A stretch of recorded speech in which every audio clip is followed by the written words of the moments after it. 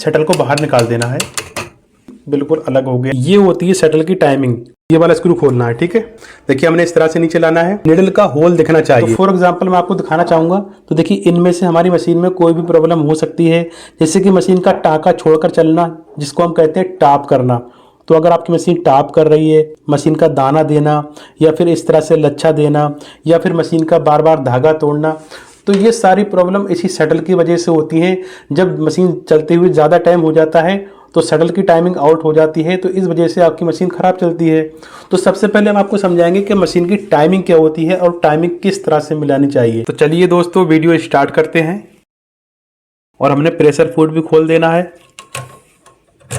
फिर needle plate खोल देना है। तो जब तक आप फटाफट से वीडियो को लाइक करके शेयर भी कर दीजिए, क्योंकि बहुत ही इंटरेस्टिंग वीडियो होने वाला है। मशीन के तीर भी निकालना है। और अगर आप हमारे चैनल पर पहली बार आए हैं तो सब्सक्राइब भी कर लीजिए।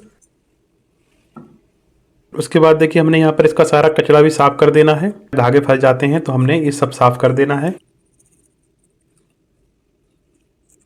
अब देखिए हमने शटल खोलना है। ये देखें जब हम मशीन का व्हील घुमाएंगे तो शटल कुछ इस तरह से घूमता है, ठीक है। तो यहाँ पर देखिए इसमें स्क्रू दिए गए होते हैं। सबसे पहले तो हमने हाथ से मशीन का व्हील पकड़ लेना है। फिर हम इसके तीनों स्क्रू खोलेंगे कुछ इस तरह से।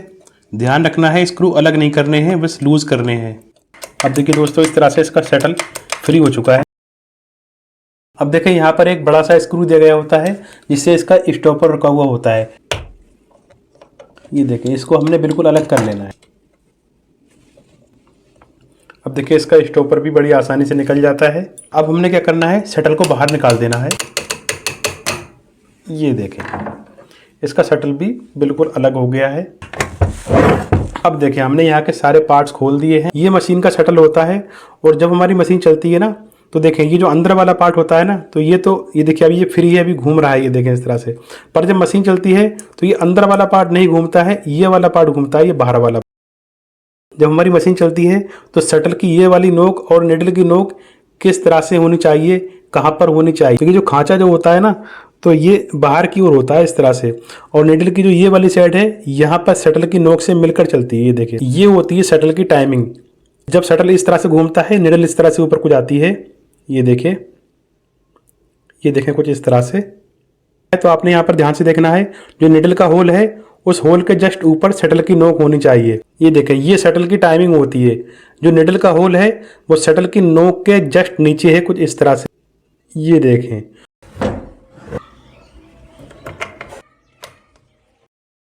फिर स्टॉपर में ये जो सपोर्ट दी गई है वो सपोर्ट यहाँ पर शटल के बीच में यहाँ पर आनी चाहिए। फिर हमने स्टॉपर लेना है और हमने स्टॉपर को फिट करना है। अब देखें अभी हमने स्टॉपर के स्क्रू को फुल टाइट नहीं करना है, ठीक है, थोड़ा लूज रखना है ताकि ये इस तरह से हिलता रहे। अब देखिए यहाँ पर आपने समझना होगा, ये देखिए जो शटल जो घूम रहा है ना इस तरह से, इसके बीच में देखिए यहाँ पर थोड़ा सा गैप दिया गया है।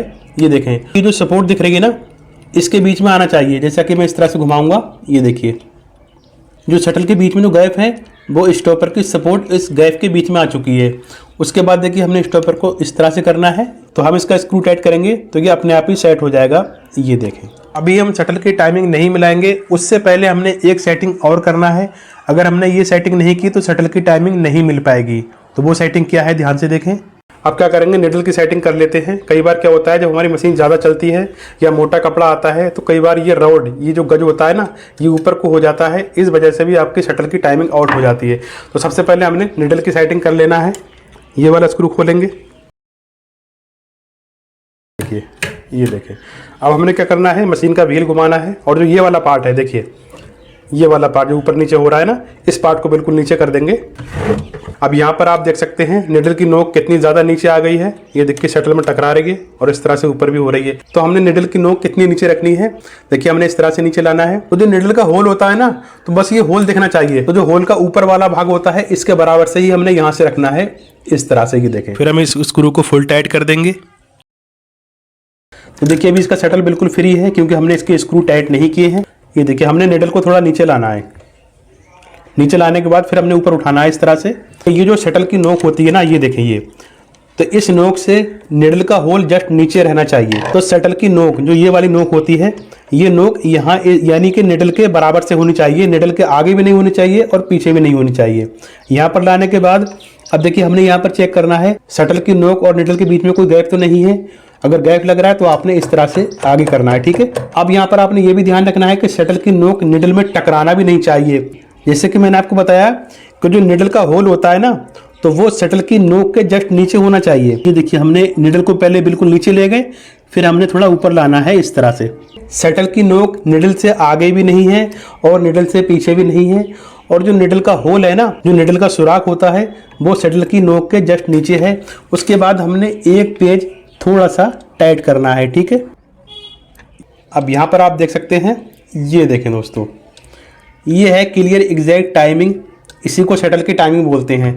तो अब आप शटल की नोक देख सकते हैं और निडल की नोक देख सकते हैं, कुछ इस तरह से इसका मिलान होता है। तो शटल की नोक और निडल का होल कितने करीब में है, किस तरह से ये देखिए पास हो रहा है, यहाँ से आप देख सकते हैं।